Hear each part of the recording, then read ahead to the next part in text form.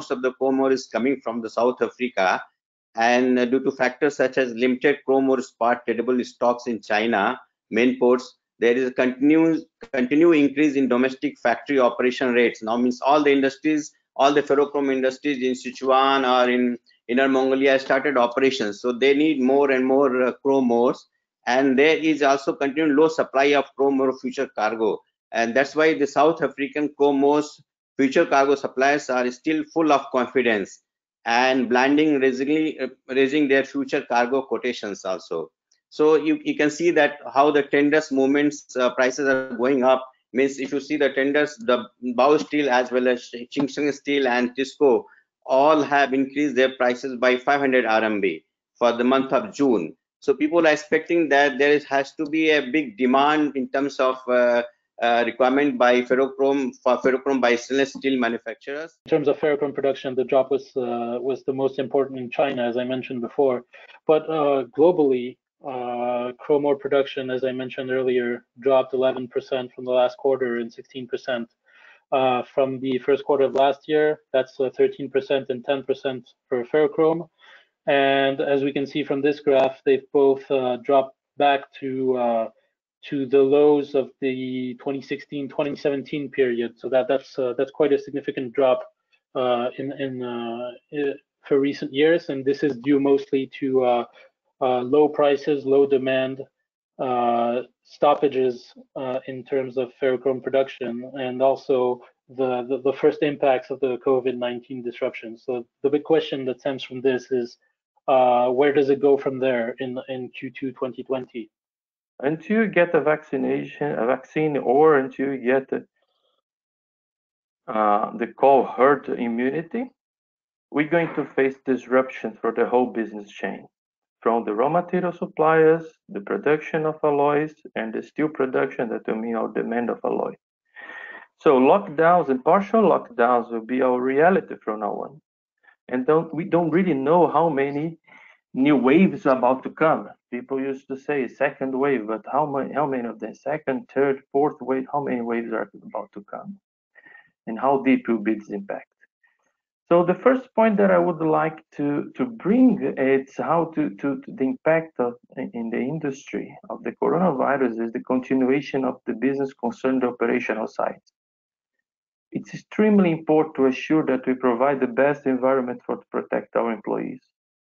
Awareness campaigns are extremely necessary. If by any chance that you get COVID-19 inside of your site, this will mean a huge disruption in your business. Most probably be shut down for a long time. In our case, it's even more drastic, because since we have equipment that cannot really get stopped so easily, to return the production, it can be an issue. In Pertama case, we're grateful to be able to continue to work under the Malaysia lockdown. But this was only possible to several actions taken by the government, by the company, and the great collaboration of our employees. There have been already some disruptions to production due to the discovery and sometimes delayed discovery of COVID-19 cases among employees. So that has led to some disruptions and to some producers being forced to shut down their operations following the discovery of this contagion, and to put some stops in place. So I think that the general idea is that there will be a return to normalcy everywhere. If you look on the ferrochrome production, just go in little bit details. You can find that the volume of production of ferrochrome has just started picking up, and it has picked up rapidly in last month, in month of May. And also it is expected that the ferrochrome production will further pick up in month of June also. So as far the inventory is concerned for chrome ore is not a big concern. They are more concerns about the export from South Africa, because there is still big bottleneck is coming up with the COVID situation happening. There were additional lockdowns that prompted additional shutdowns and cuts of production, which should help the price in the market in general. So the correction actually started already in 2019, pre-COVID. Now it was enforced by COVID in a way due to these lockdowns. And what we expect as well as we've seen with the European benchmark, as well as the increasing prices in the tender prices in China increasing, we also expect to see moderate increase in the future in China and in general in the chrome market, ferrochrome market. But no one can calculate what your risk is today. So I believe that most of the relations between the groups and the banks will be very much supported by personal relations and how trusty are the executives that are inside of the companies.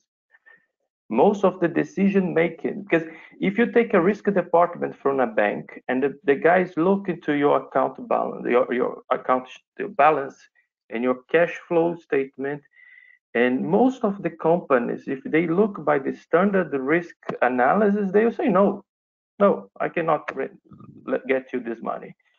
But in this sense, they will not borrow money to anyone.